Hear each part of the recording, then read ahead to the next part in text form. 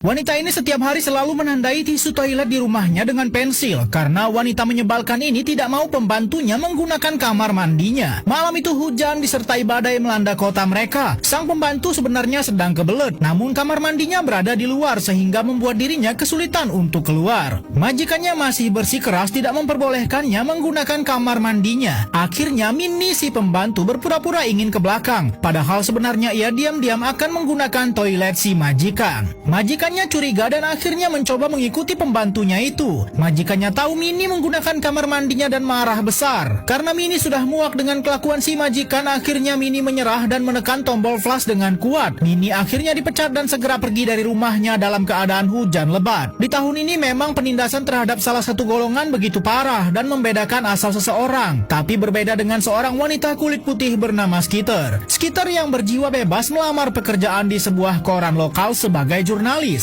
Berbeda dengan teman-temannya yang menjadi ibu sosialita yang tidak bekerja dan sudah menikah dengan pria yang kaya dan mapan. Salah satu pembantu bernama Aibelin bekerja di rumah orang kaya bernama Elizabeth yang bertugas mengasuh anaknya. Karena sang ibu terlalu sibuk dan tak sempat untuk menggendong anaknya sendiri. Hari itu di rumah Elizabeth sedang diadakan acara, di mana ketua mereka yakni Hilly datang membawa teman-temannya yang lain. Tentu saja pembantu Hilly dan pembantu Elizabeth adalah teman dekat dan tidak segan-segan bergosip soal Tuhan mereka yang menyebalkan dan suka membeda-bedakan. Ketika Hilly bersama yang lain sedang main kartu, Hilly terlihat menahan ingin buang air, namun ketika Elizabeth menyuruhnya menggunakan kamar mandi rumahnya, Hilly tampak enggan. Kemudian ibu Hilly berkata, anaknya itu hanya tidak mau menggunakan kamar mandi yang sama dengan pembantunya, karena di rumah Elizabeth kamar mandi tamu dan pembantu tidak dibedakan seperti di rumahnya. Menurut Hilly, orang-orang seperti pembantu mereka akan membawa penyakit kepada mereka, karena itulah kamar mandi pembantu harus dipisah. Skitter sendiri berbeda, ia tidak malu untuk berteman dekat dengan pembantunya walau mereka dari golongan yang berbeda. Hari itu Skitter pulang dari rumah ibunya setelah sekian lama kuliah di luar kota. Skitter dulu juga memiliki pembantu yang sangat dekat dengannya, namun tiba-tiba pembantunya berhenti dan Skitter pulang untuk menanyakan hal itu kepada ibunya, namun ibunya tampak mengalihkan pembicaraan terus. Malahan ibu Skitter mendesak anaknya itu untuk berkencan dengan pria agar segera menikah.